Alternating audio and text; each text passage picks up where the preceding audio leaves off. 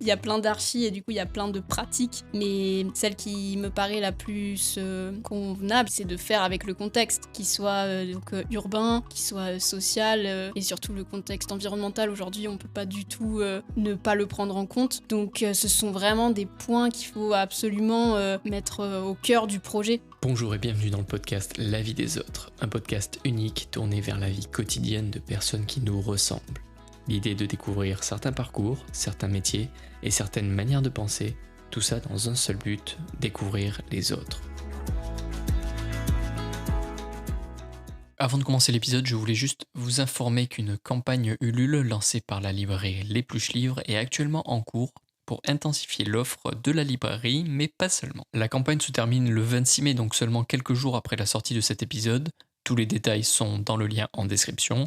Et sur ce, je vous laisse avec l'invité du jour, Nina, une architecte. Merci Nina d'avoir accepté mon invitation.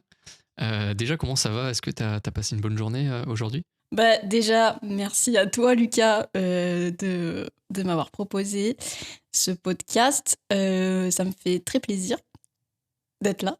Ouais. Et du coup, oui, j'ai passé une bonne journée.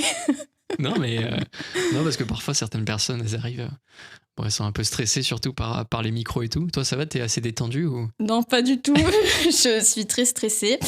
Je t'avoue que parler dans un micro, c'est pas. Enfin, je suis pas à l'aise. Tu l'as jamais fait ? C'est quelque chose que... C'est pas un exercice que t'as déjà fait ? Si. Ah, bah en plus. Ouais, je l'ai déjà fait, et notamment dans le cadre de mon ancien boulot. Ok. Et il fallait que... Enfin, c'était un micro, du coup, que tu portes à la main. Ah, ok. Et c'était pour une visite, et je devais, en gros, remercier tout le monde d'être là à la visite et remercier aussi l'architecte, etc. Et j'ai pas respiré tout le long. T'étais en apnée tout le long ? Du coup, j'étais en mode merci d'être là, non, la prochaine visite, c'est ta. Ah ouais. Non, mais en vrai, c'est assez stressant même de parler.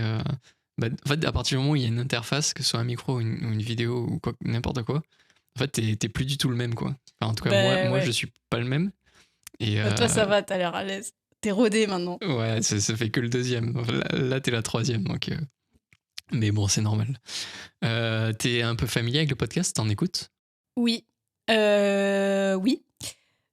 J'en écoute pas tous les jours, mais j'en écoute pas mal sur plein de thèmes différents. Ça peut être des thèmes sur l'archi, sur le développement perso, des contes racontés. Du coup, un peu de tout. Ok. Et tu trouves le temps d'écouter tout ça ? Parce qu'il y a Ouais. beaucoup de gens qui me disent j'en écoute pas parce que en fait, ça prend un minimum 30 minutes, 1 heure de mon temps, de ma journée, et je peux pas passer 1 heure de ma journée à écouter ça, quoi. Oui, c'est vrai. En plus, moi, j'arrive pas à faire deux choses en même temps. Du coup, si j'écoute un podcast, je peux pas faire la vaisselle. Enfin, tu vois, il y a des gens qui disent j'écoute le podcast quand je fais ça. Ouais. Moi, ça, je peux pas. Parce qu'à partir du moment où je commence à écouter, il faut que je me concentre dessus, et du coup, je vais rien faire d'autre. Mais quand c'est dans les transports, dans le tram, dans le train, oui, là, je trouve le temps. Et quand c'est chez moi, si j'ai rien à faire aussi, je peux trouver le temps. Ouais, d'accord. Donc c'est principalement quand tu bouges ou quand tu vas marcher ou quand... Ouais. Enfin, ouais, ok. Après, Ok. c'est pas tous les jours. Ok, d'accord. Merci déjà d'être là. Donc je t'ai déjà remercié, mais ça me fait Je te vraiment super remercie plaisir. deuxième fois aussi. Tu es donc Nina, tu es une architecte diplômée d'État, je crois. Oui. Et aussi tu fais pas mal ou alors tu faisais pas mal de communication, notamment dans la MAOM, je crois, Oui. la maison de l'archi de Montpellier.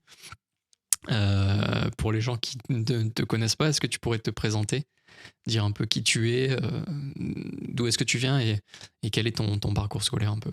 Wow. Oui, alors je suis Nina. Donc, oui, je suis titulaire du diplôme d'État en architecture, parce que je peux pas vraiment dire architecte. Ouais, c'est un truc un peu bizarre, mais on en reparlera plus tard. Oui, donc voilà.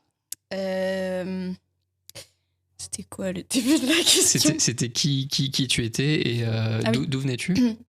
Alors, d'où je viens, c'est compliqué parce que je viens de plusieurs endroits, mais en gros, je suis je viens de la Belgique.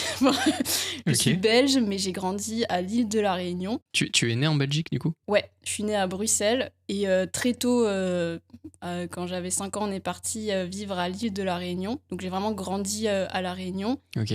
Et ensuite, je suis venue à Montpellier pour finir mes études. Et maintenant, je vis à Montpellier. D'accord, ok. Donc t'es parti à quel âge à La Réunion? J'avais 5 ans presque. D'accord, ok, ok. Donc t'as commencé ta scolarité à Bruxelles, du coup, Oui, et ensuite vous avez migré du coup vers l'île de La Réunion parce que tes parents avaient quelque chose là-bas, ou ouais, pourquoi l'île c'est mon père qui a eu une opportunité de travail à La Réunion. Et il était allé un peu en repérage. Et entre la Belgique et la Réunion, voilà, le Ouais, choix est vite fait. ouais. Mais ok, il était déjà en repérage. Et vous avez tout de suite trouvé vos marques là-bas, ou c'était quand même très différent, continent et puis île? On a très vite trouvé nos marques là-bas. Parce que, en fait, enfin, la Réunion, on s'adapte très vite à la vie Ouais. là-bas. Donc, C'est quoi? C'est parce qu'il y a du soleil, parce qu'il ouais, fait chaud, enfin, oui, il y a du soleil, les gens sont super sympas. Et en plus, quand t'es jeune, enfin, du coup, nous, mon frère, ma sœur et moi, on était petits. Donc, en fait, tu t'adaptes très vite, tu te fais très vite des copains, des copines. Et donc, c'était pas. Enfin, l'adaptation s'est fait assez vite, ouais. de notre côté en tout cas. Et Et même pour tes parents aussi, ça a été facile de s'adapter, et puis ils ont vite trouvé du boulot. mon père, oui. Ma mère, elle a mis un peu plus de temps, bah, déjà parce on était petits encore. Et parce qu'aussi, donc elle a un peu suivi aussi mon père dans ce projet. Et donc, elle a dû laisser son travail qui était en Belgique et refaire en fait toute Ouais, sa ouais, vie ouais, à ouais. un autre endroit. Mais maintenant, voilà, ma mère habite encore à La Réunion. Ouais, elle veut plus partir, Ah quoi. ouais, non, oui, elle a tous ses amis là-bas, etc. Enfin, c'est chez elle. Ouais, ouais, ouais, ouais. Ouais, donc l'acclimatation s'est plutôt bien passée. Ouais, Et donc du coup, tu disais que tu étais parti avec tes sœurs et ton frère, enfin ta sœur et ton ouais. frère. Et eux aussi, ils sont toujours là-bas, ou vous avez un peu bougé de partout depuis que vous avez trouvé un emploi? Mon frère, il est encore là-bas. Ma sœur, elle est à Lyon. Mais mon frère, lui, il est là-bas. Je pense qu'il veut rester là-bas, en fait. Ah, ok. Il comprend pas pourquoi on vit en métropole alors que, Il y a le paradis sur voilà, Terre, quoi. c'est ça. Et puis il était à Madagascar aussi à un moment, donc Madagascar qui est juste à côté de la Réunion. Et là, il est rentré de sa mission qu'il avait là-bas, donc il est là-bas et ma mère aussi. D'accord, ok, ok. Il faisait une mission caritative, ça? Enfin, il aidait des gens, ou Il il développait quelque était, chose? il faisait du volontariat international, donc dans une association justement humanitaire à Madagascar. Et voilà, il était chargé Ok, de missions, etc. ok. Ouais, trop bien. Et t'as pas parlé du coup de ton parcours scolaire. Oui, Donc après la maternelle, du coup, t'es parti à La Réunion, t'as fait ton collège-lycée là-bas. c'est ça, T'étais où à La Réunion? Plus à l'est, ou plus au nord. au nord? Donc c'est Oui, Saint-Denis, c'est ça? Saint-Denis, Ok. c'est ça. C'est le chef-lieu. C'est la ville, en fait. Si tu vas en touriste à La Réunion, tu vas pas forcément à Saint-Denis. Mais c'est là où beaucoup de gens travaillent. Donc, moi, j'ai vécu à Saint-Denis. Et j'étais au lycée. J'ai fait un lycée, un bac littéraire, option art plastique. Ok. Parce que on en reparlera peut-être après, mais t'aimes bien tout ce qui touche à l'art, Oui, au dessin, oui, un peu pas à l'imaginaire, mais un peu le côté créatif, quoi. oui, c'est complètement ça. Et surtout, en fait, je déteste et je détestais les maths. Et Ok. c'était le parcours idéal pour éviter les maths. Donc, voilà. Ok. Et donc après ton bac L, tu t'es orienté directement vers l'architecture, ou tu t'as essayé autre chose avant? Non, je me suis dirigée tout de suite vers l'architecture. Donc, en fait, quand il fallait faire ses choix, c'est en parlant avec ma mère, je me rappelle, on était sur son lit en mode bon, bah, qu'est-ce que je mets comme choix? Et on a sorti du chapeau l'architecture. Ok. Donc ça sortait un peu de nulle part, même si j'avais un peu donc j'étais intéressée, oui, à tout ce qui était art, etc. Euh, mais du coup, voilà, j'ai fait tout de suite. Donc, Ouais, j'ai mis ce choix-là. c'était pas spécialement un choix du cœur, c'était plus un choix peut-être par défaut, mais au final, quand même, t'es arrivé, enfin, un choix par défaut, mais qui te correspondait quand même bien. Oui, il me parlait, ce choix. Ouais, il te parlait. Il me Parce que parlait. t'avais déjà fait des stages en agence ou t'avais déjà un a priori du métier ou c'était vraiment l'inconnu c'était vraiment le côté créatif, côté. C'était Enfin, le côté créatif qui m'attirait. J'avais pas fait de stage. Enfin, en troisième, on pouvait faire un stage. J'avais fait un stage chez un vétérinaire, pour te dire. Donc, ok, ouais. complètement autre chose. Et du coup, Ouais, donc t'étais ouais. J'ai perdu le fil. orienté architecte, Ouais, architecture. voilà. Donc, j'ai mis ça et puis, ouais, ça me parlait bien. Ok. Et donc il y a une école à La Réunion Oui, d'architecte, du coup, oui. qui est à Saint-Denis où tu as bougé pour faire tes études. Non, ouais, elle est située au Port. Donc, c'est une ville qui est au nord-ouest de l'île. Et Ok. donc, c'était un peu plus loin de chez moi. Je prenais le bus pour y aller. J'en Ouais. profitais du coup pour dormir dans le bus. Donc tu faisais les allers-retours chaque jour. Oui, les 2 premières années, oui. La troisième année, j'étais en coloc au port même. Et donc, Parce qu'on m'a dit que justement les études d'architecture, c'était des études assez dures au final, qui demandaient beaucoup de temps, qui étaient très chronophages. Et tu as réussi à tenir du coup 2 ans en faisant les allers-retours, du coup, en perdant, je sais pas, 45 minutes par jour, enfin oui, presque une heure, plus d'une heure par jour. ouais, plus d'1 heure par jour.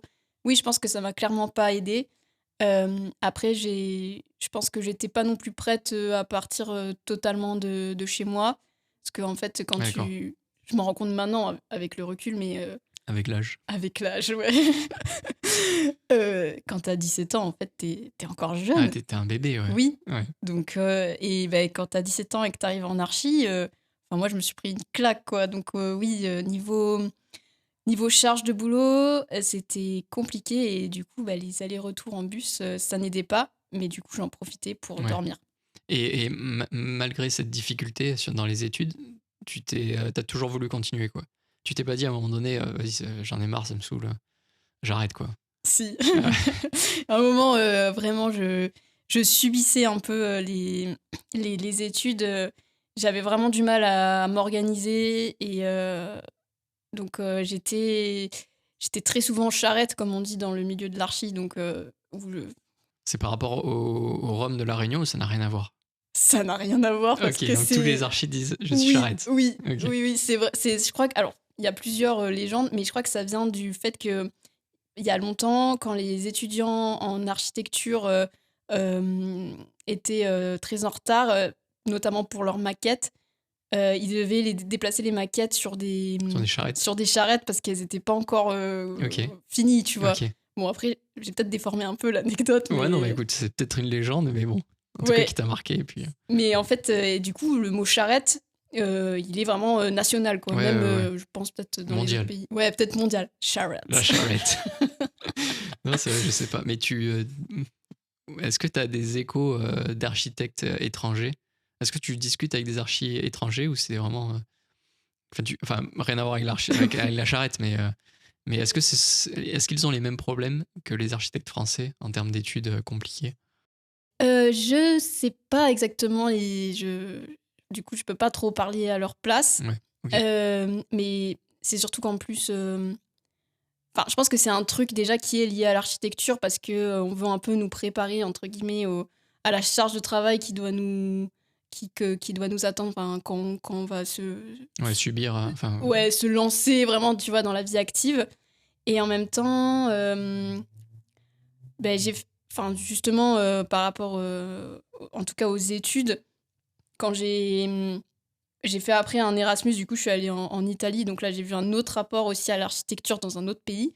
Oui, c'était quand même un petit peu différent. ouais, Ouais. d'accord. Ouais, donc en fait, chaque pays a sa propre manière d'enseigner les choses aussi, peut-être. Oui, Peut-être qu'on demande trop en France, ou alors c'est pas bien enseigné. oui, peut-être. Enfin, Ou alors je c'est veux pas peut-être m'avancer. au contraire, peut-être que les autres sont pas bons, peut-être. Mais je sais que il y a certains pays qui sont beaucoup plus techniques, c'est-à-dire ils vont avoir des cours vraiment basés plus sur la technique, sur des trucs que nous, on va pas forcément voir en France. Et en France, c'est aussi un point fort. En tout cas, dans l'école à l'école, je sais plus parler. À l'ENSAM où j'étais, on avait des cours qui touchaient donc l'architecture, mais aussi l'histoire de l'art, la sociologie. Ok. Enfin, tu vois, des domaines qui sont liés à l'architecture. Ouais, mais que tu penses pas forcément quand tu dis architecte, quoi. C'est ça. Ok. Mais moi, en tout cas, ce sont les cours qui m'ont en partie aussi le plus plu. Ouais, d'accord. Ouais, parce que alors l'image que j'ai de l'architecte et de l'architecture, c'est un côté créatif, mais enfin, c'est peut-être plus un côté créatif que vraiment technique. C'est parce que quand je vois des beaux bâtiments, je me dis, ah, mais ça se voit que c'est un archi qui l'a fait. Et je pense tout de suite à des formes un peu. En fait, ma vision est déformée, j'ai l'impression. J'ai l'impression que tous les archis ils font des trucs de malade, alors qu'un archi de base, c'est quelqu'un qui. Enfin, dis-moi si je me trompe, mais comment dire, qui conçoit un bâtiment, qui a une idée derrière en tête et qui fait en sorte que de répondre aux attentes du client sur certains points, quoi. Oui, bah c'est pas un architecte qui va pas concevoir parce qu'il a une idée en tête, c'est plus parce qu'il répond à une demande qui vient du coup de la maîtrise d'ouvrage, comme on appelle, que ce soit une maîtrise d'ouvrage public ou une maîtrise d'ouvrage privé. Le but premier de l'architecte, c'est de répondre à cette demande et d'apporter une réponse, bien sûr, intelligente, Ouais. durable, efficiente. Ouais, il y a les contraintes de base que le client demande. Et ensuite, est-ce que l'architecte peut se permettre certaines folies, entre guillemets, ou est-ce que il est tout de suite recadré et il fait ce qu'on lui demande de faire? Ou est-ce que parfois il peut partir dans des créations qui lui sont propres? Bah, ça dépend complètement de la maîtrise d'ouvrage que tu as, du coup, du client. Mais enfin, je pense qu'il y a des architectes, surtout un peu les grands noms de l'architecture, les star architectes, comme on les appelle. Eux, oui, ils se permettent peut-être des gestes, etc. Après, moi, c'est pas ma vision de l'architecture. Tu vois, le geste architectural. Enfin, pour moi, l'architecture, c'est pas une folie, justement. Elle peut tout être sauf être folle parce qu'il y a tellement de choses qui. Enfin, l'architecture impacte tellement de choses. En plus, c'est un domaine aussi qui en fait, pollue, qui a un gros impact au niveau de l'écologie. Donc, en fait, on peut pas se permettre des folies. Ouais. C'est pour ça que. Ouais, non, je comprends. Mais on en reparlera plus tard parce que j'ai plein de questions par rapport à ça. Ok. Justement, sur le fait que certains architectes. Bon, on en reparlera plus tard. Ok. Juste pour être architecte, du coup, il faut suivre une école d'architecture. Oui. Ça se passe du coup en 5 ans, potentiellement 6, c'est ça? Oui, c'est ça. T'as la licence en 3 ans, puis t'as un master en 2 ans. Et ensuite, t'as l'habilitation, la HMONP, donc Ouais. l'habilitation à la maîtrise d'œuvre en son nom propre. Ok. Donc c'est la dernière année que tu peux faire ou ne pas faire. Mais si tu ne la fais pas, tu peux pas t'inscrire à l'ordre qui te permet... L'ordre des architectes. Exactement, l'ordre des architectes. Et jusqu'à ce que tu ne sois pas inscrit à l'ordre, tu ne peux pas être architecte, c'est ça? Parce que souvent on dit tu es assistant chef de projet, je sais pas quoi. J'ai l'impression que le terme architecte, il est donné juste à quelqu'un vraiment qui a son nom inscrit à l'ordre, quoi. J'ai l'impression que toi, même si tu as fait des études, c'est pas un gros mot. Enfin, j'ai l'impression que c'est un gros mot de dire que tu es architecte, tu vois.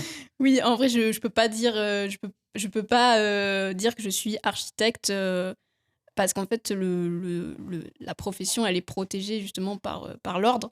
Ok. Et c'est vrai qu'en fait, au moins, il n'y a pas n'importe qui peut dire je suis architecte, Ouais. tu vois. Mais en fait, oui et non, tu vois. Par exemple, je pense aux architectes logiciels Mhm. où en fait, il y a beaucoup d'offres d'emploi où tu tapes juste architecte.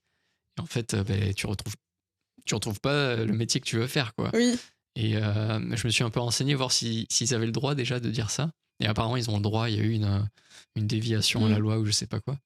Mais c'est vrai que Maintenant, c'est dommage que ce mot-là ait perdu enfin, c'est vraiment cette notion qui sont propres aux vrais architectes, entre guillemets. Oui, c'est vrai, c'est vrai. Ok, bah écoute, pendant tes études, qu'est-ce que tu as le plus aimé c'était la création, c'était, je sais pas, le fait d'être ensemble et de trouver une solution à un problème donné, c'était du dessin, c'était quoi? Euh, Ce que j'ai préféré, je pense, c'est peut-être justement toute l'architecture en soi, mais tout ce qui est lié à l'architecture, tous les domaines qui font que l'architecture est humaine, qu'elle est sociale, qu'elle est environnementale. Et c'est ça que j'ai le plus aimé. Ok, ouais, parce qu'en fait, en fait, en tant qu'architecte, tu dois te poser ces questions pour faire un bâtiment qui répond aux contraintes du client, mais aussi qui s'inscrit dans un environnement qui lui est propre, qui je sais pas où, enfin qui va pas être une verrue dans un quartier par exemple. Tu dois discuter avec les futurs habitants, enfin et te poser toutes ces questions. Ou vraiment c'est un truc un peu égoïste. Tu dis non non, moi je fais ce que le client me demande, et puis je pense pas du tout au reste quoi.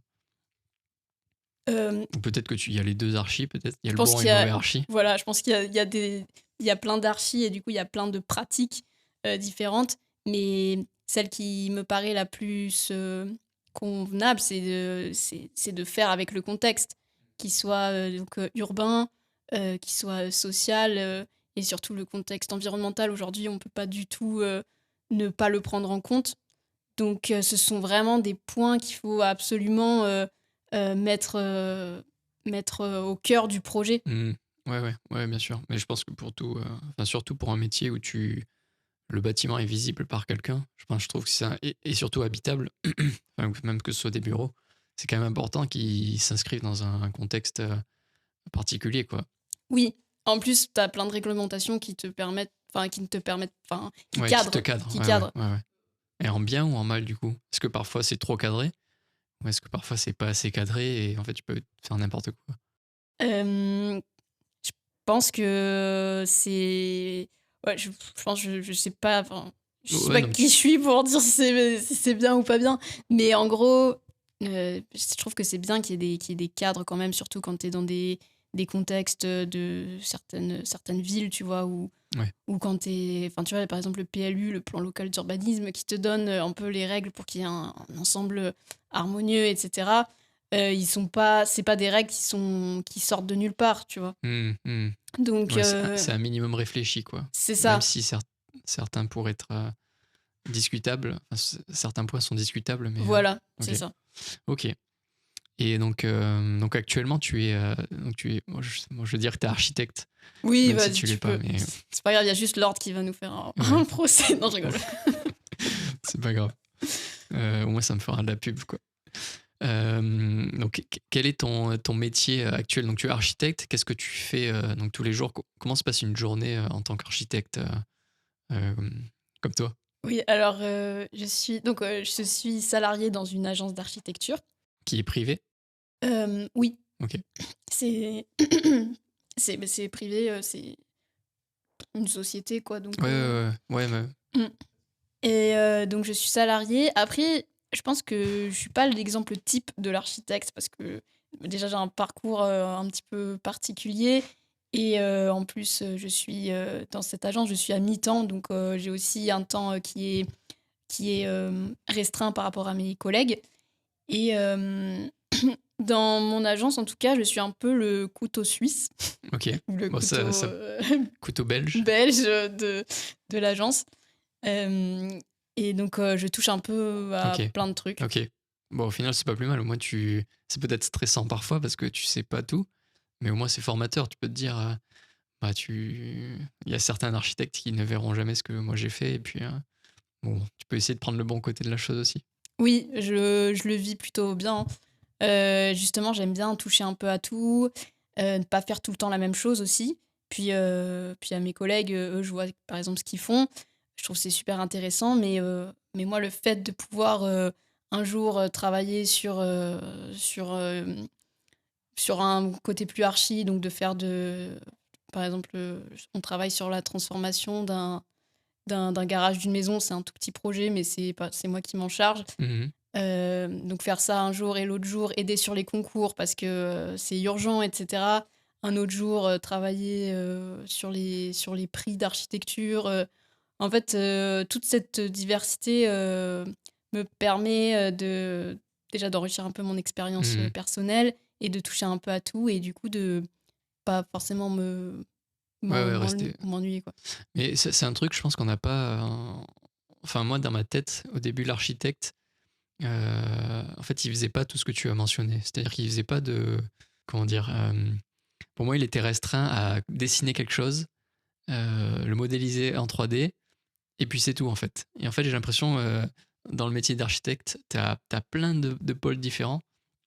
Comme tu dis, tu peux répondre aux appels d'offres. Mais je sais pas si tu es architecte, mais en tout cas, c'est des domaines qui touchent à l'architecture. Oui, Tu peux dessiner, tu peux aller sur les chantiers, c'est ça. tu fais des suivis de chantier. Oui. Donc tu manages des projets, tu manages des gens aussi. Bah, c'est ça qui est plaisant dans le métier d'architecte, je pense, que chaque personne peut trouver aussi ce qui lui convient le plus. Et effectivement, il y a des architectes qui sont beaucoup plus sur le dessin technique, sur les études, donc c'est-à-dire tout le temps de la conception. Et puis, t'en as d'autres, eux, ce qu'ils adorent, c'est être sur le chantier, d'être en contact avec les équipes, les entreprises. Et puis, t'as ceux qui aiment tout, donc qui font tout. Ouais.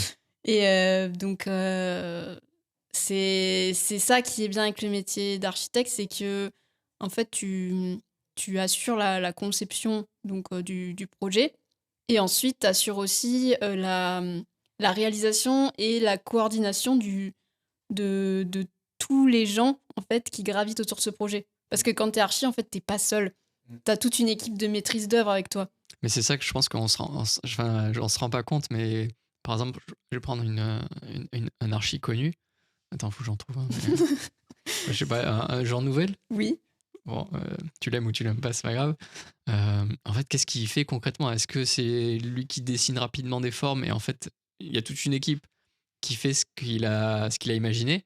Ou est-ce que vraiment c'est lui qui va commencer à prendre pas sa planche à dessin, mais son logiciel 3D Alors franchement, je sais pas du tout comment ça se passe chez Jean Nouvel, parce que justement, lui, un peu une star architecte, quoi. C'est un grand nom, il Ouais, est mondialement ouais, connu. Donc lui, je pense que oui, lui doit peut-être faire 3 traits sur son papier, et puis tu as toute son équipe derrière qui va faire le projet.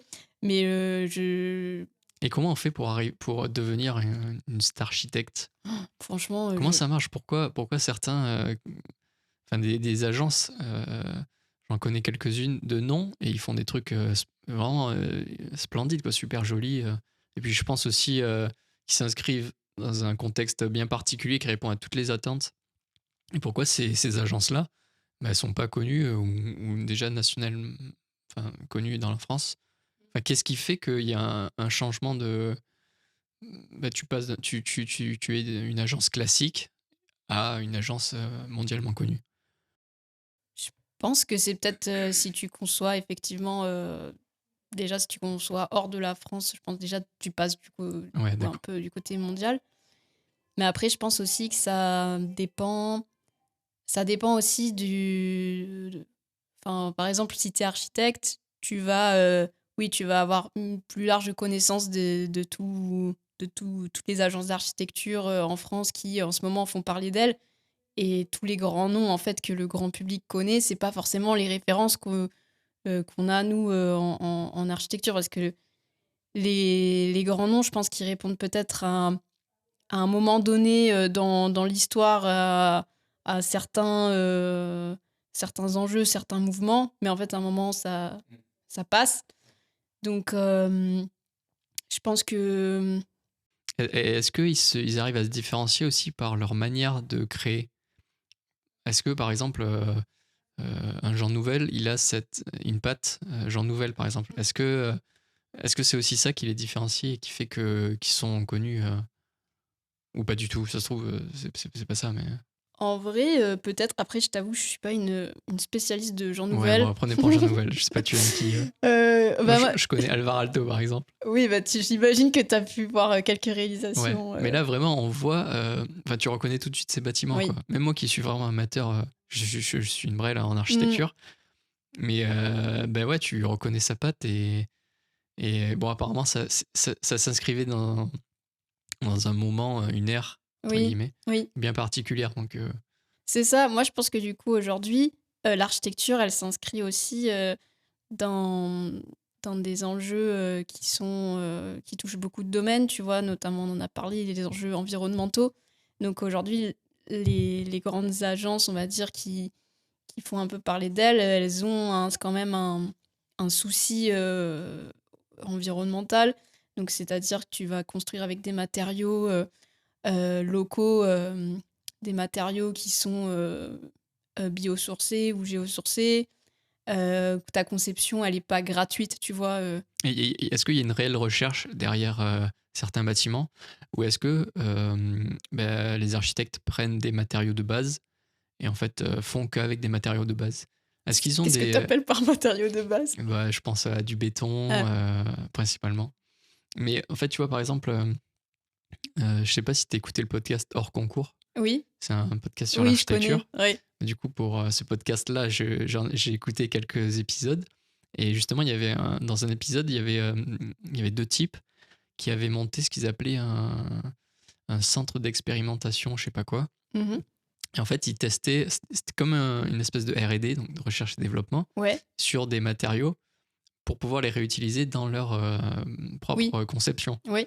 C'est quelque chose qui se fait, ça? C'est-à-dire d'aller chercher vraiment les nouveautés en termes de matière, Mais en fait, c'est marrant que tu appelles ça des nouveautés parce que souvent, c'est un retour aux sources parce que c'est des techniques en fait qui sont anciennes et qui étaient utilisées souvent localement dans des certaines régions parce que tu faisais avec le matériau qu'il y avait sur place et du coup la main-d'œuvre aussi qu'il y avait sur place, donc des savoir-faire vraiment locaux.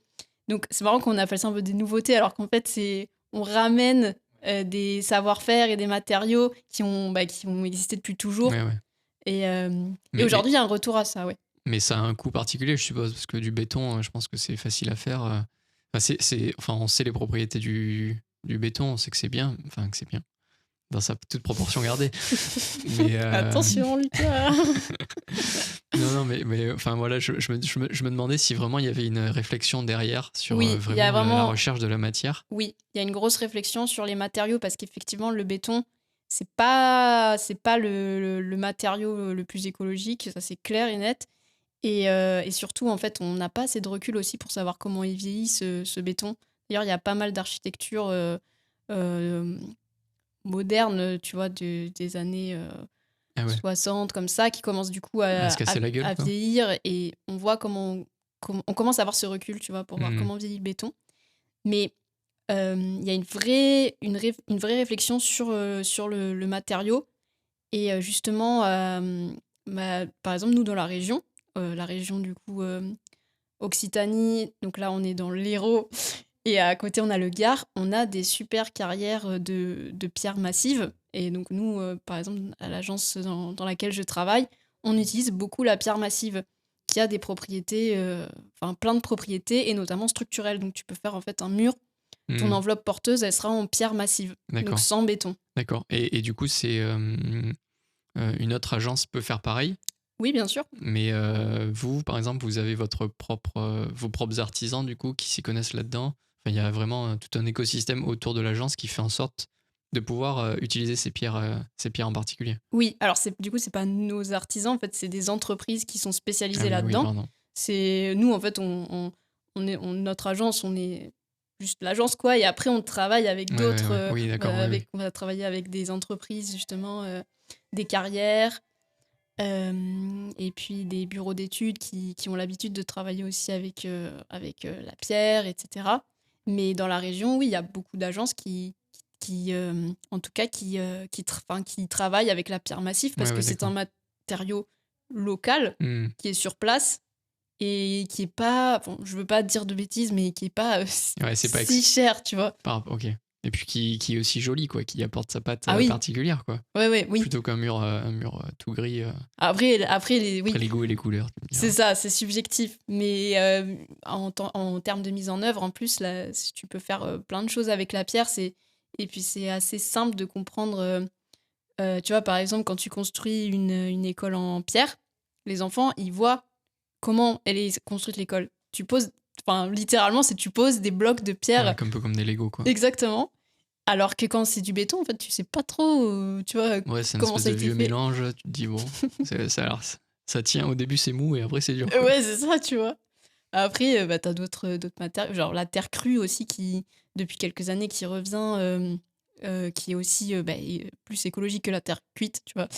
Et où t'as plein de techniques comme le pisé, qui s'entasse comme ça.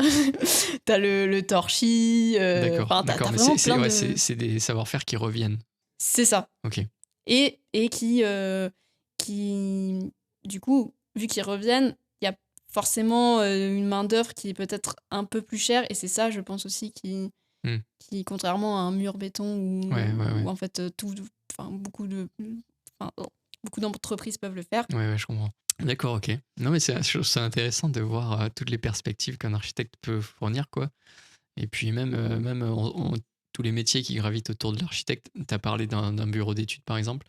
Tu as des ingénieurs structure, je crois, Ouais, qui du coup reçoivent tes plans, puis les analysent, et puis te disent c'est bon ou c'est pas bon, il faut rajouter tel truc. oui. Et puis même, il y a vraiment des discussions, tu vois, des échanges. C'est pas genre, je veux faire ça, tu me trouves la solution. Tu vois, c'est Ouais, vraiment, il y ouais. a des échanges. Et puis, il y a beaucoup d'architectes qui ont aussi des notions, enfin, des vraies notions de structure. Ça fait partie aussi de nos compétences et de nos études, tu Hmm. vois. On n'est pas juste en mode, je conçois et puis... Ouais. Et est-ce que vous arrivez à vous entendre entre un ingénieur qui est plutôt rationnel et un architecte qui est plutôt artiste?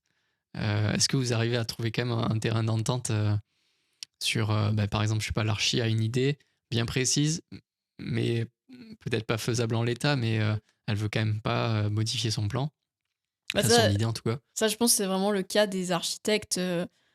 Enfin, tu vois, l'architecte artiste, c'est aussi un peu... Enfin, je pense qu'il y en a qui existent, mais c'est aussi un peu le mythe de l'architecte artiste. Mais Ok.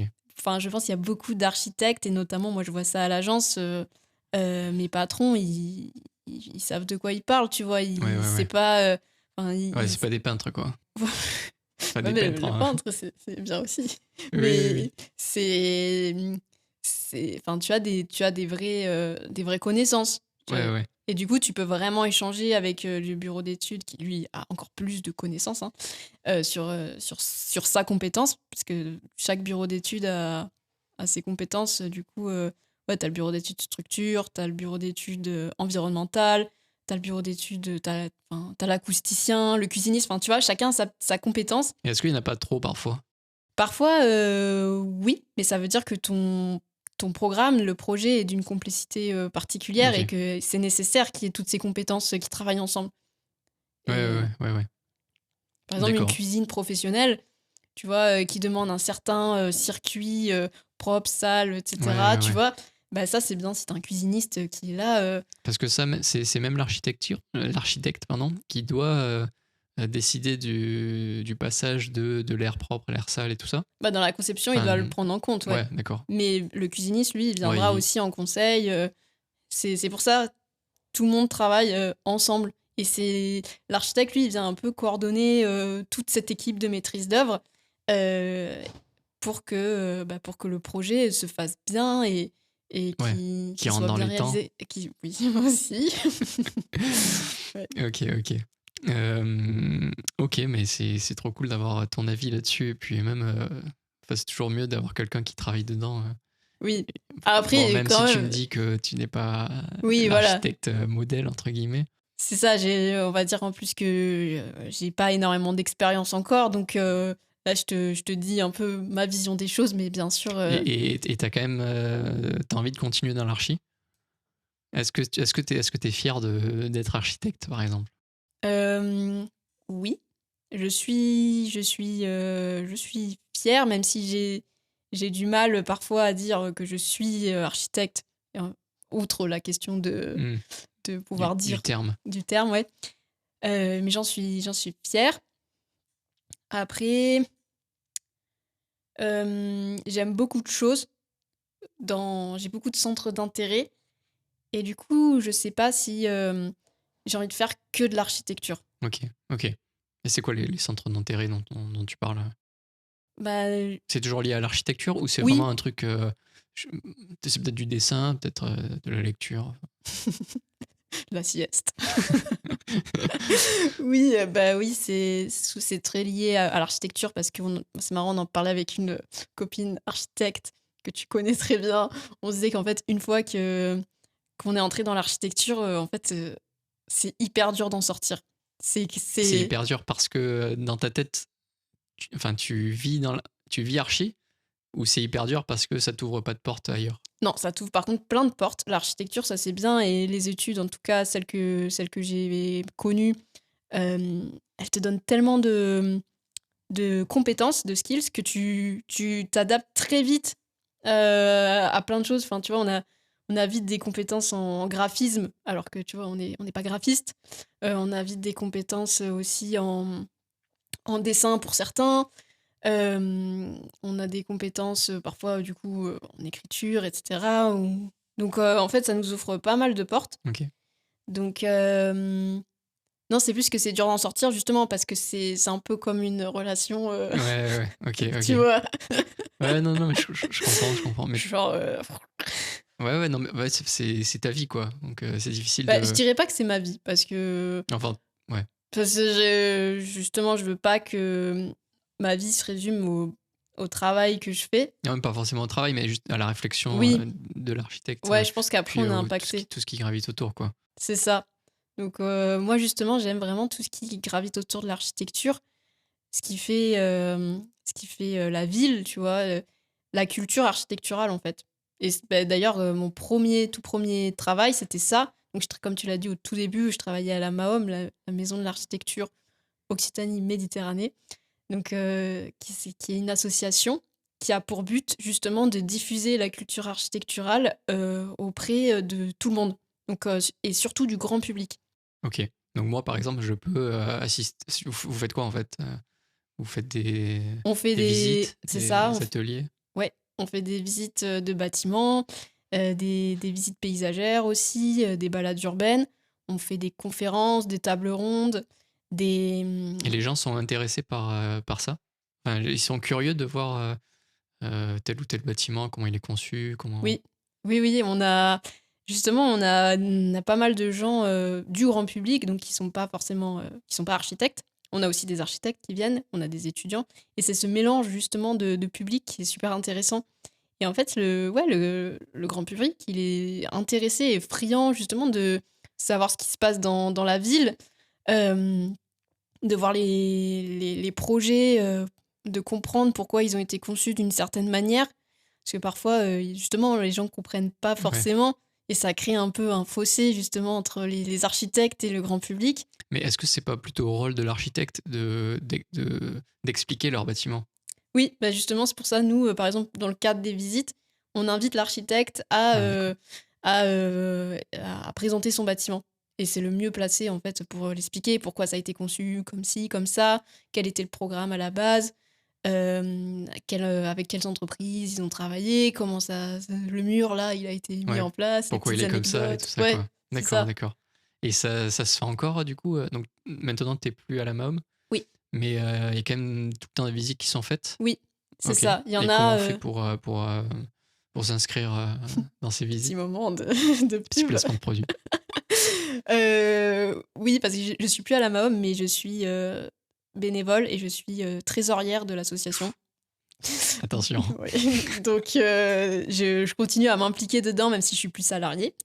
Et donc, pour avoir toutes les informations, vous pouvez aller sur le site 3W. www.maom.fr, donc Ok. MAOM. Ou, Bon, je le mettrai en ouais, description. ah oui, ça c'est cool. Ouais.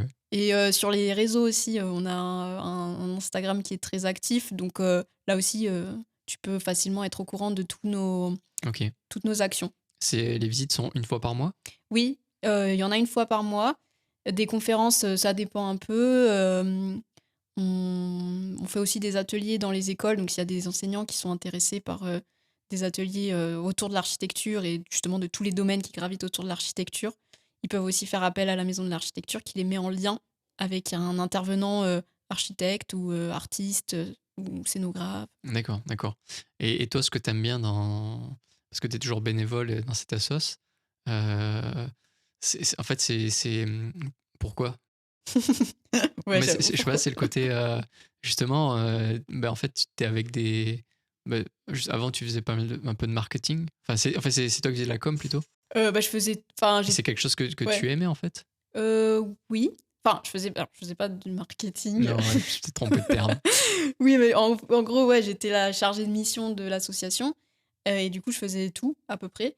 Et c'était hyper enrichissant parce que en fait, tu rencontres tous les acteurs, justement, tous les acteurs de l'architecture, euh, donc les acteurs culturels aussi, tu vois. En fait, tu te rends compte du monde qu'il y a autour de l'architecture et tout le monde Qui grouille autour, quoi. c'est Enfin, ça, ok. et qui font en sorte de transmettre, de partager l'architecture, de donner les clés de lecture de la ville, Et en fait, pour qu'on s'y sente mieux. ouais. Mais ils aiment bien faire ça? Ouais, je pense qu'ils aiment bien faire ça. Non, je sais pas, ça pourrait être, tu sais, un peu un secret de polichinelle où Ah ils ouais. veulent pas dire leur truc et astuce alors que tout le monde connaît, mais non, ils sont ouverts à la discussion, quoi. Ils sont ouverts à expliquer, quoi. Oui, Ok. oui. Enfin, et puis il y a tout on va dire, il y a tout un panel d'événements euh, qui font en sorte à ce qu'on partage l'architecture, par exemple, nationalement. Il y a les journées nationales de l'architecture qui sont au mois d'octobre. Et c'est en fait un week-end qui est consacré vraiment à l'architecture. Et donc, il y a plein d'événements autour de l'architecture qui se déroulent dans toute la France. Et tu as notamment des agences d'architecture qui vont ouvrir leurs portes pour que les gens en fait viennent. Euh, Régionalement, en Occitanie, tu as le mois de l'architecture Occitanie. Donc, pendant un mois, en fait, tu as plein d'événements qui sont Ok. liés à l'architecture. Et en fait, on a vraiment envie, oui, de sensibiliser le grand public et de parler de l'architecture parce que, en fait, l'architecture, elle est partout. Ouais. Et l'architecture, tu vois, c'est la ville. C'est chez toi. Enfin, en fait, tu as de l'architecture partout où que tu Ouais. ailles. Et n'importe où tu regardes aussi. Exactement. Et ça n'a peut-être rien à voir, mais est-ce que tu connais le jardin en mouvement? De Gilles Clément? Ouais. Oui. C'est lié à de l'architecture? Pour Tout ce moi, qui c'est est lié. paysage, comment ça s'appelle ça? Organique, quoi. Oui, bah oui, clairement. Enfin, en fait, l'architecture, elle est liée à un contexte. Et donc, je dirais que l'aménagement paysager fait partie de tous ces domaines du coup qui gravitent autour de l'architecture et qui sont en lien, qui peuvent pas. Enfin, l'extérieur a son. Enfin, comment dire Ouais, c'est lié. Ouais, non, d'accord, ok. J'ai plus Je le. pouvais pas t'aider parce que j'étais Ouais. aussi perdu que toi. Genre, s'il te plaît. Qui a fait des Mais gros yeux. oui, enfin moi c'est surtout aussi en grandissant à La Réunion que je m'en suis rendu compte. Le paysage, enfin là, du coup la nature, etc., a un impact énorme aussi sur le confort des bâtiments. Tu vois, par exemple, si t'as du béton juste devant chez toi, en fait, t'auras beaucoup plus chaud chez toi. Alors que si t'as un aménagement paysager, un jardin, forcément, ça va créer un îlot de fraîcheur qui va faire que chez toi, ce sera beaucoup plus vivable. Donc en fait, tout est lié. Ouais, non, mais je comprends. Et ça m'amène une question. Tu parlais d'architecture du coup à La Réunion. Ce sont par exemple, si on prend la France métropolitaine et La Réunion, c'est deux archis différentes. Oui. Il y en a une qui est, je sais pas, plus tropicale et l'autre qui est plus, je sais pas comment on peut urbaine. Enfin, je sais pas comment on peut appeler ça. Bah, en fait, je pense, enfin, l'architecture, elle est contextuelle.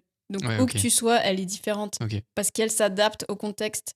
Et forcément, bah, oui, si tu prends la Réunion qui est dans l'hémisphère sud où tu as un climat tropical, du coup, ton architecture, elle s'adapte à ce climat. Donc, tu vas avoir des espaces beaucoup plus ouverts, tu vas avoir des protections solaires plus importantes. Tu vas vraiment travailler sur la ventilation parce qu'il faut Ouais. vraiment que tu gères le confort thermique. mais en métropole aussi. Ouais. Tu vois, là en plus, en été, tu as bien vu les températures, comment elles montent, etc. Donc en fait, Ouais, si tu réfléchis pas à ça c'est ça, aussi, c'est ça. Tu ça, dois ça- t'adapter au contexte, quoi qu'il arrive, où que tu sois. Ouais, je pense aussi aux pays du Nord, Ouais, pays scandinaves où on n'a pas du tout, ils ont pas du tout les mêmes contraintes que nous on a, c'est ça. mais pour autant ils font des trucs qui marchent quoi. Donc Oui, c'est ça, ils calquent pas des idées de France pour les mettre chez eux quoi. c'est ça. Et souvent, si tu fais ça, c'est que t'auras pas un confort d'usage. Ouais, À La Réunion, il y a eu pas mal d'architectes aussi qui sont venus de métropole et qui ont conçu. Mais du coup, c'était pas du tout adapté. ouais. Et en fait, Et est-ce que ça m'amène à une question, est-ce que l'architecte il est pas parfois trop borné à une idée? Est-ce qu'il est pas trop tu sais, il a une idée en tête et puis en fait il veut pas en démordre quoi. Même si tu lui montres par A plus B qu'il a tort, non, lui, on lui a appris ça, il sait que ça marche, faisons ça, quoi. Enfin, en tout cas, t'as pas ce ressenti-là quand tu discutes avec des archis. t'as certains archis, oui, qui peuvent être bornés parce que il y a un peu aussi d'ego dans l'architecture. Après, parfois, il y a des architectes qui défendent une idée parce que, en fait, La bonne idée.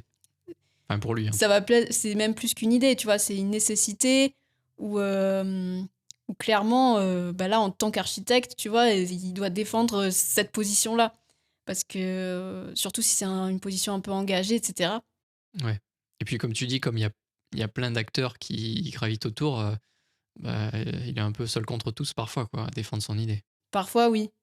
Et parfois, au contraire, j'en sais rien, je dis au hasard, mais peut-être ce sera le bureau d'études structure qui sera sur son idée et c'est les autres qui vont pas le convaincre. En fait, tu vois, on met trop Ouais. l'architecte Peut-être comme. parce que c'est le seul qu'on voit et on pense peut-être. que c'est c'est le boss, quoi, alors que ils sont un peu tous à la même ligne, quoi. C'est ça. Enfin, l'architecte est quand même souvent le mandataire, donc celui vraiment qui porte le projet, c'est un peu le chef d'orchestre de tout le monde. Ok. Mais Mais du coup, c'est quand même de sacrées responsabilités, quoi. oui, Si s'il doit gérer tous les acteurs d'un projet, il dort pas la nuit, quoi. oui. Bon, moi, je suis pas du tout à ce stade-là, mais en plus, je t'avoue que c'est quelque chose du coup qui me donne pas forcément Ouais, qui fait peur, envie. peut-être. Ouais. Ouais. Cette pression, cette responsabilité que tu as. Ouais, je comprends. Ok. J'avais une question, ça n'a peut-être rien à voir, mais on va faire comme à la télé, là, sans transition. Non, mais pourquoi il y a... Ça, c'est vraiment une question personnelle que je me pose. Pourquoi il y a que les architectes, c'est que des vieux? Pourquoi il n'y a pas des jeunes bon, je sais pas à partir de quel âge on est vieux ou jeune, mais je sais pas, des 35 ans, des trentenaires, qui en fait proposent des idées nouvelles et qui sont acceptées par les autres. Pourquoi on n'entend que des vieux? Mais ça, Lucas,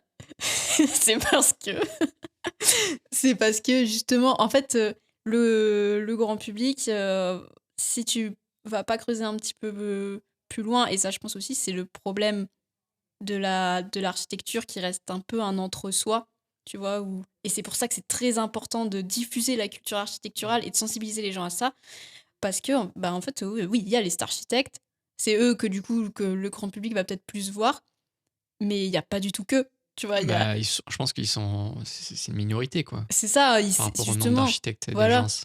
Et donc, par exemple, en ce moment, tu parles de jeunes qui apportent des idées nouvelles. Par exemple, il y a une jeune agence, c'est Anatomie d'architecture. D'ailleurs, si vous êtes intéressé par l'architecture, ils ont aussi toute une partie transmission qui est hyper intéressante, autant pour les professionnels que pour le grand public. Ils ont écrit des livres justement pour sensibiliser et transmettre leur savoir. Ils ont fait un tour de France des maisons écologiques. Et donc, ils sont allés à la rencontre des gens, ils en ont fait un livre, ils ont du coup présenté plusieurs maisons conçues différemment. Ils ont tout dessiné aussi, donc tu as des coupes avec les détails, etc. Donc si t'es archi, ça te parle beaucoup. Mais même si t'es grand public aussi, ça te parle parce que c'est très graphique. Ouais. Tu vois, comme tout à l'heure, on parlait du livre. Ouais. Tu vois, ça te donne envie d'aller d'y voir plonger plus loin. dedans, quoi. Ouais, c'est ça. Et eux, par exemple, ben, ils ont 35 ans. Ok, d'accord. Ils ont Ok. été nommés pour le prix de la première œuvre de l'Écart d'Argent, qui est un gros prix d'architecture en Ok. France. Ouais, il y a aussi en archi des prix, Oui. pas comme des prix Nobel, mais Ouais, un en gros, espèce c'est ça. de... Ok, Le plus connu, c'est le prix Pritzker, qui est mondial. ok. En France, tu as l'Écart d'Argent et tu en as plein d'autres. Tu as des prix régionaux. Ici, tu as le prix d'Occitanie. Tu as le prix du CAUE du Gard. Enfin, tu vois. Tu as des prix aussi si t'es très sensible à tout ce qui est matériaux écologiques. Tu as le prix Materia Award. Ah, t'en as beaucoup. Tu en as vraiment énormément Ok. et c'est hyper intéressant. Ouais. Et si tu les gagnes, ça monte ta cote de popularité. C'est un peu comme les étoiles Michelin, quoi. Tu dis, les clients, ils vont plus t'appeler. Je sais pas si les clients vont plus t'appeler, surtout si tu fais du marché public. Enfin, Ouais, c'est. c'est sur appel d'offres ou un Ouais, truc, c'est un ça, truc c'est comme toi ça. qui candidate et il faut que tu aies du coup que tu Ouais. voilà, bref. Mais oui, en tout cas dans le domaine de l'architecture, C'est cool, quoi. ouais, c'est plutôt pas mal. Ouais, d'accord. Ok. Bah écoute, tu vois, ça fait 1 heure qu'on Oh parle. my god. Euh, J'avais pas forcément plus de questions sur l'architecture, peut-être on y reviendra un peu plus tard. Ok. Là, on va passer au jeu. Donc, je sais pas si tu as écouté le premier Oui. podcast, c'est le jeu Oui. du tu préfères. Oui. C'est Donc, horrible parce que ouais, moi les choix. Ouais, mais bon, au pire, Hmm. Bon, quoi, c'est pas grave, si tu choisis pas. Ok. J'en ai sélectionné 8. Ok. J'ai fait un travail de recherche minutieux pour savoir tes centres d'intérêt et voir, te poser un peu des questions pour lesquelles tu n'auras pas forcément de réponse. Ok. Mais alors, c'est parti. Alors, dessiner ou lire? Oh putain. Ben là, c'est hyper dur parce que c'est vraiment 2 centres d'intérêt Que tu fais, donc tu lis beaucoup, mais tu dessines Oui. aussi? Oui, ben je lis beaucoup, du coup, plutôt de la fantasy, du fantastique, ça me fait un peu Voyager? voyager et m'échapper un petit peu C'est du le monde voyage réel. instantané, quoi. C'est ça. Et je dessine pas mal aussi. Ça, c'est un peu un remède, en fait, tu vois, genre quand t'es pas bien ou quoi, Ouais, une tu espèce de dessines. thérapie, quoi. Ouais, c'est ça. Et puis, bah, du coup, en plus, depuis quelques mois, je prends des cours de BD. Ah ouais? Ouais. Et Pour du coup, dessiner de la BD? ouais, Ah ouais, ok. Putain, c'est ouais, génial, ça. ouais, c'est trop Ça cool. marche comment? Bah, c'est super chouette. Ça se fait où déjà? C'est à Montpellier? Oui, c'est à Montpellier, c'est avec Lionel qui est un super prof. C'est au studio 411 à Gambetta. Ok. On est un petit groupe et c'est super chouette. En fait, Lionel, c'est un professionnel, hein, il fait de la BD. Et du coup, il te donne vraiment les clés. Ouais, les codes de la Ouais, BD, quoi. c'est ça. Enfin, des choses que tu peux pas savoir si t'as pas un vrai professionnel qui te Ouais. conseille. C'est-à-dire qu'il y a des règles spécifiques à la BD Oui. qui ne sont pas les mêmes par rapport, par exemple, au manga ou... Bah, nous, par exemple, c'est un cours BD manga, donc Ah, en fait, d'accord, ils nous ok. donnent un peu les deux, toutes les règles des deux. Et puis même, en fait, il y a des règles, mais il y a aussi le fait de ne pas suivre les règles que tu peux faire, quoi. C'est intéressant aussi. Attends, répète. De ne pas suivre les règles que tu peux faire. En gros, t'as des règles, mais t'as aussi le fait de pas suivre les règles. Ok. Mais ça fera quand même une BD. Oui, D'accord, ok. tu vois, parfois, transgresser les codes que tu connais de la BD, ça fait que ta BD, elle peut être intéressante, justement. Ok. Et t'as des exemples, par exemple, de BD qui ont transgressé ces codes? Un peu pour voir à peu près comment c'est. Tu peux dire non, j'ai pas Je crois d'exemple. que j'ai pas d'exemple, mais il doit y en avoir. En Ouais. fait, là, comme ça, mon cerveau, il fonctionne à moitié. Ok. Donc... Bon, au pire, je mettrai en description la BD à Ouais, lire. ouais. Putain, mais je savais pas, c'est génial. Mm. Et t'as pas des cours pour apprendre à écrire aussi? Ou ça te tente beaucoup moins, c'est trop compliqué? J'y avais pensé à un moment et j'ai jamais sauté le pas. Ok. Mais c'est vrai qu'écrire... Je pense que c'est vraiment, pour avoir essayé pendant mon voyage, c'était catastrophique, quoi. Ah ouais? En T'as fait, essayé d'écrire quoi? c'était principalement comme une espèce de journal intime, tu vois. Ouais, Mais j'ai essayé de le structurer. ouais. Mais en fait, j'écris vraiment mal, quoi. Mais là aussi, je pense qu'il y a des codes à apprendre ouais. pour bien écrire. Et c'est des trucs que j'ai pas.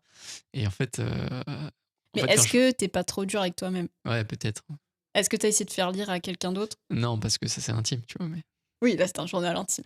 Non, mais tu vois, c'est pour ça que j'aime bien les posts LinkedIn. Oui. Parce que t'as ce côté aussi un peu réflexion, quoi. Tu vois, par exemple, j'aime pas les gens qui écrivent n'importe quoi sur LinkedIn sans vraiment réfléchir à ce qu'ils écrivent. J'aime bien prendre le temps d'écrire pour D'organiser ta pensée. pour que ça stimule un petit truc chez la personne qui la lit, quoi. Oui. C'est pour ça que j'aime bien écrire. Mais... C'est vrai que du coup, j'ai lu tes posts LinkedIn et effectivement, tu vois, c'est pro, quoi. Oh, putain, merci, tiens, ça, je te file un billet. Merci. Quoi? Juste 10 €? Ouais, je travaille pas. D'ailleurs, je travaille pas, donc... non. Mais ouais, enfin... À un moment, j'avais trop envie d'écrire un roman fantasy. Et du coup, j'avais fait plein de recherches sur comment écrire. Et j'avais vu qu'il y avait 2 types d'écrivains. T'avais l'écrivain jardinier Ah, ok. et l'écrivain bâtisseur, un truc comme ça. Ok. Et en gros, C'est l'écrivain... comme un archi, quoi. En fait, T'as le paysagiste et l'architecte. Et le bâtisseur, en fait, lui, vraiment, il construit son histoire. Vraiment, il va faire ses fiches de personnages, il va bien construire sa trame, etc. Et puis, t'as le jardinier, lui, en fait, il va venir écrire tu vois, au fur et à mesure, au fil du temps. Il a pas sa trame complètement les idées lui écrite. viennent au fur et à mesure de l'avancée de son écrit, quoi. Ouais. Ok. Et peut-être que, tu vois, peut-être que t'es plus écrivain jardinier ou écrivain je sais pas. bâtisseur. Mais bon, en tout cas, j'ai abandonné, donc je pense que je Non, serai jamais Lucas, il faut bâtisseur pas. ou jardinier. Peut-être que tu seras charpentier. Ouais, peut-être. Bon, enfin bref. Le deuxième, tu préfères Harry Potter ou Le Seigneur des Anneaux? J'en étais sûre. Franchement, je sais pas. C'est dur. Pourquoi? Parce que c'est 2 livres de saga qui t'ont marqué dans différentes périodes de ta vie? Ou c'est la manière d'écrire qui sont vraiment... Ou c'est l'univers aussi qui fait que tu t'évades facilement, que tu t'imagines plein de trucs pendant que tu lis? Je dirais que c'est l'univers. Ouais, l'univers. Et puis ouais, c'était des moments différents dans ma vie quand je les ai lus. Par exemple, j'étais plus au collège et au lycée quand je lisais Tolkien. J'étais à fond dedans, mais vraiment. Ok. Genre, j'allais sur un site pour apprendre l'elfique. Ouais. Non, mais c'est un vrai univers, en fait, le truc. Le Ouais. mec, c'est un fada, quoi. C'est ça, oui, c'est tellement énorme ce qu'il a créé. Et puis Harry Potter, je pense qu'on est une génération qui a grandi avec Harry Potter. Donc je sais pas trop. J'ai des périodes où plus Harry Potter, d'autres périodes plus Seigneur des Anneaux. Ok, pas de souci. Le troisième. Bon, par contre, au bout d'un moment, il va falloir que tu choisisses un. Oh, j'ai pas choisi là. Pas encore. Alors, c'est feuille de papier ou tablette graphique? Feuille de papier. Ok, parce que tu aimes bien sentir le crayon sur la feuille? Oui. Parce que la tablette, tu peux gommer facilement, c'est quand même beaucoup plus pratique, quoi. Oui, la tablette, c'est beaucoup plus pratique et j'aime beaucoup aussi. Ce qui te permet vraiment d'avoir un truc assez propre très vite. Mais le papier, en fait, c'est... le côté thérapeutique, tu l'as plus avec le papier. Ouais, d'accord. Et ça marche aussi avec tu sais, les e-books. Oui. Tu préfères livre physique ou livre électronique? Ah ouais, non, livre physique. Ouais. Ah oui. Pour avoir la sensation palpable du livre. Ouais, carrément.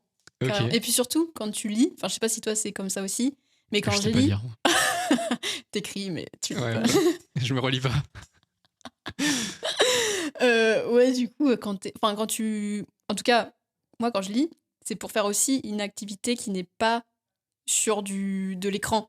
Ouais. Parce que tu vois, on a tout le temps... On est beaucoup dans les écrans. Et du coup, lire sur un écran, en fait, tu perds le truc. Ouais, mais je suis entièrement d'accord avec toi aussi. J'essaie à tout prix d'éviter. Ouais. En plus, j'ai même pas je sais même pas qu'on appelle de Ouais. liseuse. Donc, Ouais, liseuse. Ok. Drôme ou Rome? C'est pas mal. Rome. Rome, ok. Ah oui. Parce que, mais tu as.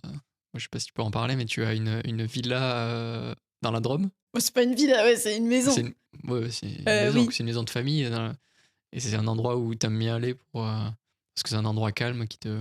Bah, en fait, c'est mon père qui vit là-bas. Donc, ok. c'était à la base, oui, une maison un peu de famille, mais maintenant qui est devenue la maison de mon père. Et donc, bah, de temps en temps, je retourne voir Ok. mon père. Et quand même, tu préfères Rome malgré le fait que ce soit très bruyant, ah oui, que ce soit une ville vraiment qui vit, quoi. bah, j'adore la Drôme, hein, ça c'est sûr. Voilà, c'est le côté nature. Et c'est aussi lié à plein de souvenirs d'enfance, etc. Mais en fait, Rome, c'est tellement magique. C'est tellement. En fait, à chaque fois que j'y suis, je me rends pas compte que j'y suis. Enfin, c'est tellement magique. Je sais pas si t'as eu ça pendant D'accord. ton voyage, tu vois. Quand t'es à un endroit, t'es en mode putain, je suis là. Ouais. Je sais pas si ça m'a fait ça. Peut-être que Rome, parce que c'est très. Il y a tellement de choses à voir Ouais, de partout que tu te dis. J'ai l'impression que c'est une ville quand même très. J'y suis jamais allé, mais c'est vrai. c'est une ville historique, quoi. Putain, mais Lucas, la prochaine fois, Ouais, mais tu viens avec moi. Bah ouais. Allez, la semaine pro. Ou en Sicile, non, par exemple? Ah, bah Sicile, ouais, Ouais, aussi. en septembre. Oui, t'as pris ton billet. Non. En train, on y va. J'ai pas de sous, je t'ai dit. Ah, c'est pas... On fait du stop. Non, ok, donc Rome. Ensuite, c'est bois ou pierre? Donc ça, c'est plus Oui. architecte, Oui. plus conception. Bah du coup, là, comme je suis dans une agence où on travaille vraiment avec la pierre. Ok.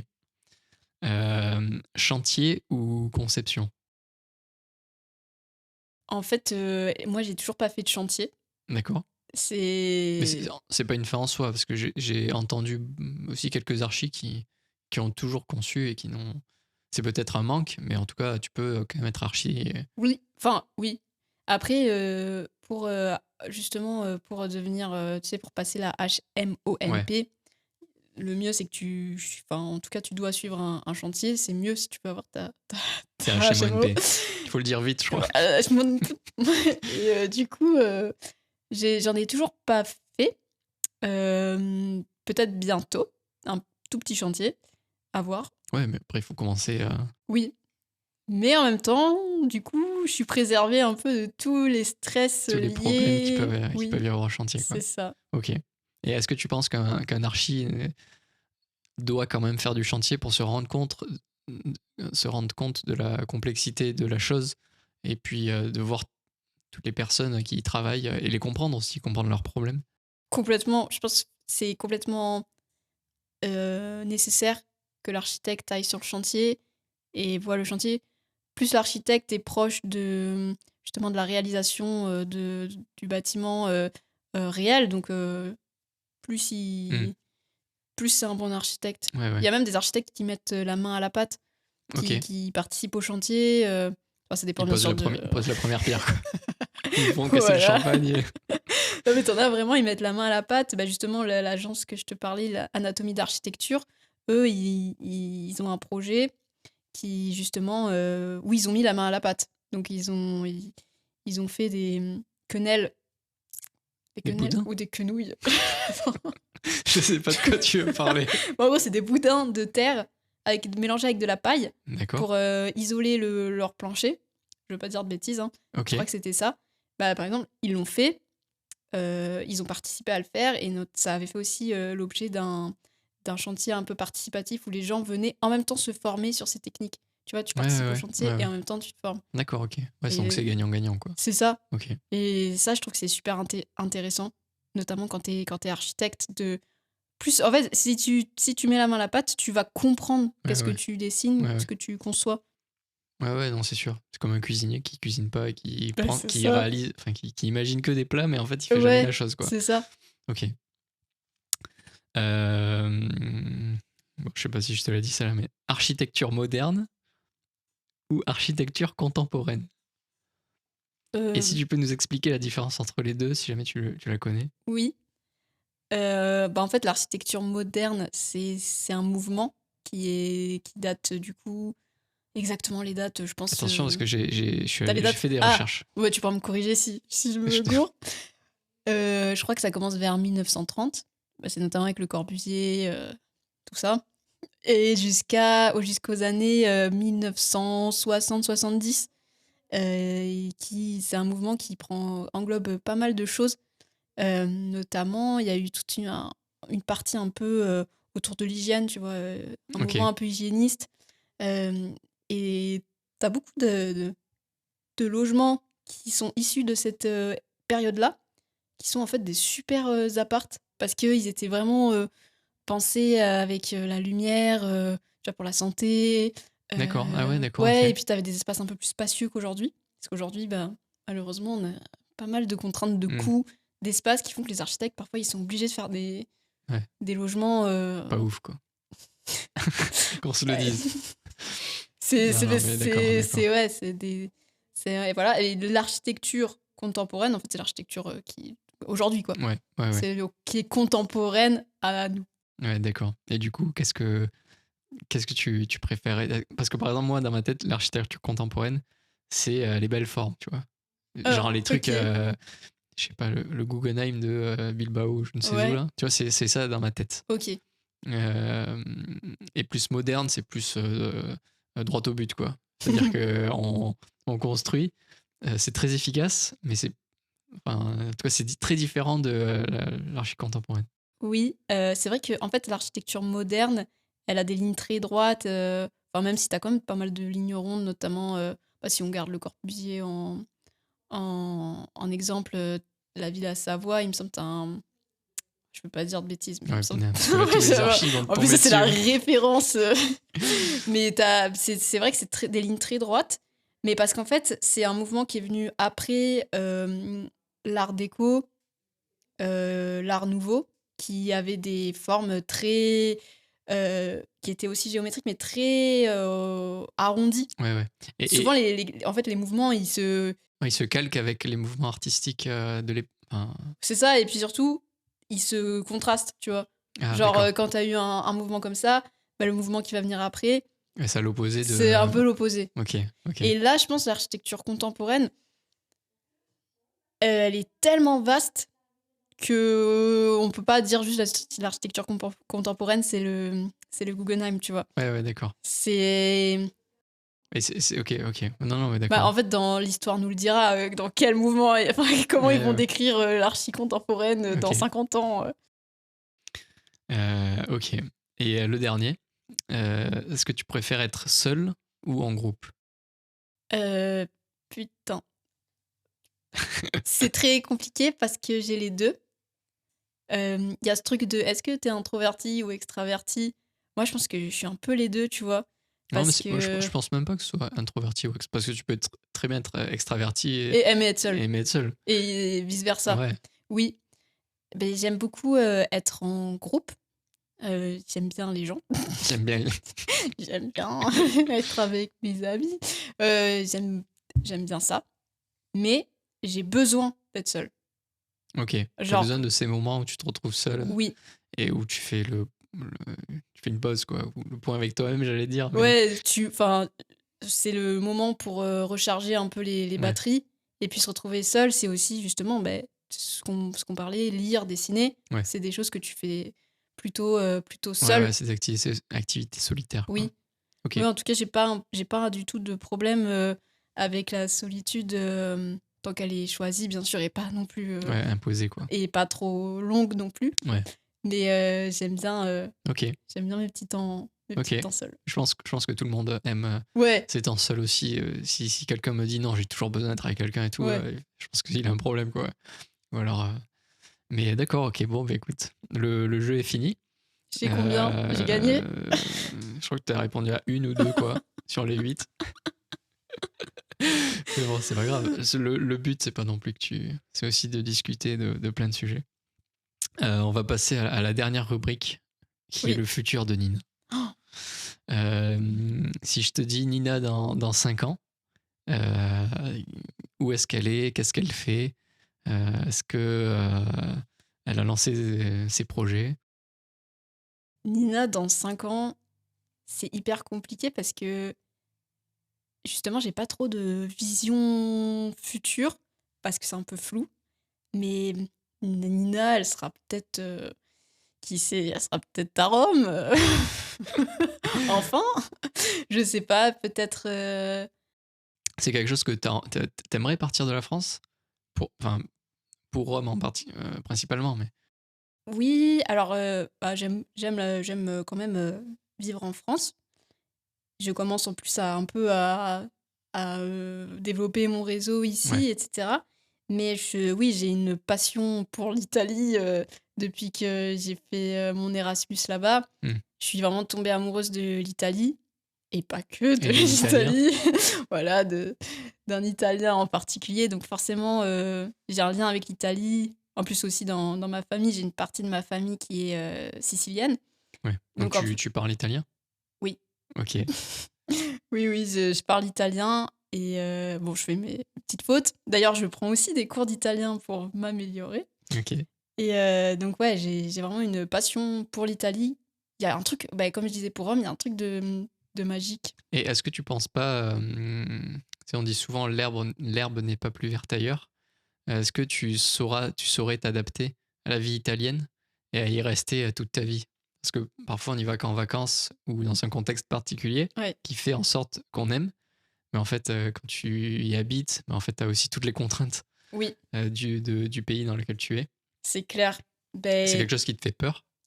oui, c'est vrai que quand j'y suis allée, j'y ai vécu 1 an, mais c'était en Erasmus, donc tu as complètement un cadre qui est là, tu es en études, tu as plein de gens qui sont dans le même cas que toi, donc en fait, tu te retrouves pas seul et tu es là pour un certain moment.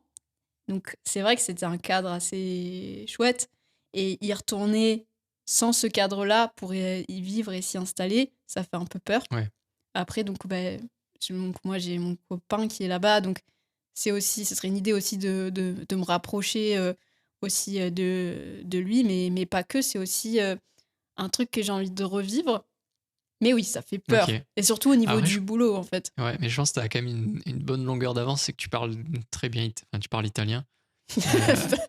Non, parce que je sais pas si tu parles très bien, parce que je parle pas italien. Oui, donc non, saurais pas te dire. je me débrouille bien, quoi. Je tiens des conversations, mais Ouais, mais ça fait tout. Franchement, quand tu t'installes dans un pays, tu parles la langue, rien que pour t'intégrer dans le pays, c'est énorme. ouais, Enfin, c'est beaucoup plus simple que si moi j'ai décidé d'aller en Italie, où je parle pas italien.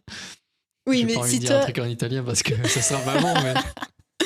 non, mais par exemple, si toi, tu veux aller dans un autre pays, si t'as un projet de vivre dans un autre pays, tu vas apprendre la langue.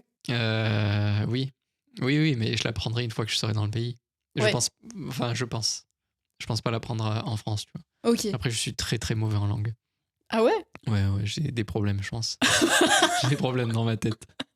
Un Non, blocage. je suis vraiment T'as eu pas une bon. prof un peu, ou un prof un peu. Ouais, mais je pense comme tout le monde, hein, je pense que tous les profs d'anglais, ils sont un peu. Bon, peut-être qu'il y en a qui nous écoutent, donc je vais rien dire, mais ils sont un Hello. peu chelous. Hein. Et tu ferais aussi de l'archi là-bas? Enfin, en tout cas, dans ton idéal, ça serait aller en Italie et puis continuer ce que tu es en train de faire là-bas? Mais en fait, dans mon idéal, vraiment, j'aimerais faire un métier qui soit vraiment. J'ai l'impression que j'ai 10 ans et que je suis en train de dire. J'ai Alors envie plus d'être astronaute. tard. Non, mais j'aimerais être vraiment en harmonie avec ma vie, dans le sens où, par exemple, là, tu vois, je, je suis amenée quand même à un peu devoir bouger, par exemple, vu ma relation amoureuse, à pouvoir bouger en Italie. J'ai ma famille qui est un peu. Hmm. Tu vois, j'en ai dans la Drôme, ma soeur est à Lyon, j'ai de la famille en Belgique, j'ai ma mère et mon frère à La Réunion. Donc, en fait, j'ai l'impression que mon mode de vie et du coup, mon travail doit pouvoir s'adapter à ça. Ok. Donc, il me faudrait que j'ai une situation professionnelle qui me permette de Ouais. pouvoir d'avoir cette liberté de mouvement. Ok. Et aujourd'hui, on le voit, hein, il y a des gens qui ont cette liberté-là. Peut-être en tant qu'archi, c'est peut-être compliqué, quoi. Oui. Donc, Ok. je sais pas, je pense que j'aurai toujours un lien avec l'architecture, ça c'est sûr. Ouais, non, mais tu privilégies quand même la famille et puis enfin, t'es pas forcément très carriériste, quoi. Non, je suis pas. En fait, non, mais c'est pas un gros mot, mais t'essaies de trouver un équilibre en fait entre vraiment ta vie personnelle qui te tient et le boulot aussi. Oui, je suis pas carriériste du tout. Je suis plus dans la recherche d'une satisfaction Ouais, au travail et d'un épanouissement plutôt. Et d'ailleurs, bah, enfin, mes choix, tu vois, par exemple, là, je suis à mi-temps dans une agence. C'est pour garder justement du temps pour pouvoir développer justement peut-être des ouais, ouais, projets ouais, perso. ouais, ouais. Après, j'ai la chance de pouvoir le faire, hein. C'est... Donc j'en profite, mais je sais pas combien de temps ça va pouvoir durer comme Ok. ça. Mais du coup, Non, non, mais après, je pense que tous les points de vue sont. Enfin, il suffit que tu sois ok avec toi et puis d'accord avec ce que tu penses et puis. bah, c'est ça. En fait, On est personne pour juger quelqu'un sur sa manière de travailler ou quoi. En fait, Mm, on s'en fout, quoi. oui, Tant que toi, t'es bien dans ton corps et puis. c'est ça. C'est le plus important, c'est d'être, enfin, de s'épanouir. Après, bien sûr, pas tout le monde. Parfois, il y a des situations qui fait que en fait, t'as pas le choix et que tu dois travailler, et voilà. Mhm. Mais quand tu vois le temps que le travail prend sur une vie, autant Ouais, que. tu peux te poser des questions, quoi. Ouais. Ok, ok. Non, mais écoute, peut-être que dans 5 ans, tu réécouteras ce passage. Dans Et- 5 ans, je serai sûrement encore là, tu sais. Je serai encore ici. Parce qu'il y a 5 ans, je disais ça déjà. Ah, ok, bon, écoute.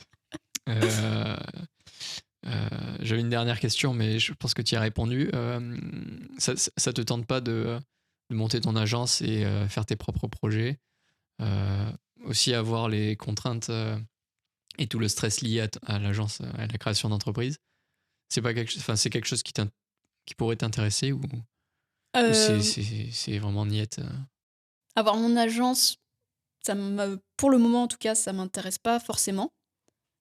Travailler en agence, pour le moment, oui. Mais avoir mon agence, non. Comme tu le dis, je pense qu'il y a beaucoup de stress, de responsabilité. Et j'ai des amis qui ont des agences qui débutent et tu vois, Qui galère. qui galèrent, même si ça fonctionne, hein. Mais au niveau du temps que tu y passes, Ouais. etc., tu dois vraiment t'investir beaucoup. Après, ouais, je pense que dans tout projet professionnel, C'est ça. je pense que Oui, enfin, je vois pas comment un truc peut réussir si tu t'investis pas à fond, oui. quoi. Mais je suis pas contre, par contre, me lancer, oui, dans un projet personnel où du coup il faut Ouais, ouais. que je me lance et que je m'investisse à fond. Oui, mais ce sera pas, en tout cas, je pense pas, mais ça se trouve, ce sera ça, je sais pas. Mais je pense pas que ce sera dans cette optique D'accord. de Ouais, ouais, créer ouais. mon Ouais, agence ouais, non, mais je d'architecture. vois ce que tu veux dire. Ok. Et t'es quel signe astrologique? Je suis scorpion. Ok. C'est pourquoi Ouais. cette question? Non, je sais pas, parce que apparemment, quand on hésite entre deux choix, on est plutôt balance. Ah, mais Mais je bon. suis ascendant balance. Ah, c'est pour ça alors. Toi, tu sais. Non, je savais pas. Non, mais que t'es balance, toi. Ah oui, oui, moi je le Ouais, suis, ouais. ouais. Euh, ok. Bah écoute, ça c'est la fin de. En tout cas, j'ai plus d'autres questions à te poser. Est-ce que tu as apprécié la discussion? Est-ce que tu as des sujets particuliers à parler je sais pas, de la pub à faire ou... Non, mais merci beaucoup. C'est hyper intéressant. J'ai juste un autre truc que Ah, j'ai oublié. vas-y. Mais vas-y, continue. C'est Non, mais super vas-y. intéressant, c'était trop bien. J'ai C'était adoré. génial. Non, mais en vrai, en plus, ouais, j'étais grave stressée au début. Mais en fait, ça va. Ouais. J'espère que j'ai pas trop dit de la merde. Au Si pire, jamais on j'ai dit de la coupera. merde, voilà. Ou sinon, bah désolé, hein. Non, t'inquiète, je pense pas. Une dernière question. Est-ce que tu aurais un. Donc, on est dans une librairie qui s'appelle L'Épluche Livre, qui est à Castelnau-le-Lez. Est-ce que tu aurais un livre à recommander à ceux qui nous écoutent? Un livre qui t'a marqué? C'est super dur comme question. Ouais, toi qui es une grande lecteuse. Oh, c'est Bon, c'est beau. lectrice. Lectrice. Mince. J'ai du mal à faire un choix déjà aussi, tu t'as vu. Du coup, c'est complètement impossible de répondre à cette question, mais je vais jouer le jeu. J'hésite un peu entre plusieurs livres. Mais vu qu'on a beaucoup parlé d'architecture et un peu d'Italie, je vais faire un mixte. Il y a un livre qui m'avait marqué pendant mes études. Je ne l'ai pas relu depuis, donc ça se trouve, si je le relis, je ne serai pas marquée. Mais c'était Les villes invisibles de Italo Calvino, qui est un auteur italien néo-réaliste, je crois. Donc, il y a un petit bout de temps. Ok. Et c'était une manière un peu d'aborder les notions ouais, que tu as en ville de façon très poétique. Ok. Et à travers des villes imaginaires que du coup l'auteur À inventer. ouais, et c'est hyper intéressant. Donc, et du coup, ouais, c'est pas mal ça. Mixe l'architecture, l'Italie et l'imaginaire. Donc, Ok, voilà. donc c'est trois domaines qui te passionnent, quoi. Ouais, Réunis dans un seul livre. c'est C'est ça. génial. C'est ça. Ok. Je vais juste me faire de la pub du coup. Pour ceux qui ont écouté jusqu'au bout de ce podcast, déjà merci. Et puis écrivez le mot architecte dans le petit post LinkedIn que je vais faire. Je vois un peu les gens qui sont assidus. Et peut-être je leur offrirai un petit cadeau à la fin. Merci beaucoup Nina. Ça m'a fait super plaisir de t'écouter. Merci Puis en à tout toi. cas j'espère que tu as passé un bon moment. Ouais, complètement. J'espère que toi aussi. Ouais, non, c'était super intéressant. Merci. Tu dis pas merci? Je savais plus s'il fallait parler. Si vous avez aimé cet épisode, eh bien faites-le moi savoir avec une note 5 étoiles sur Spotify ou Apple Podcast, ou alors laissez-moi un commentaire, et nous on se retrouve pour le prochain épisode.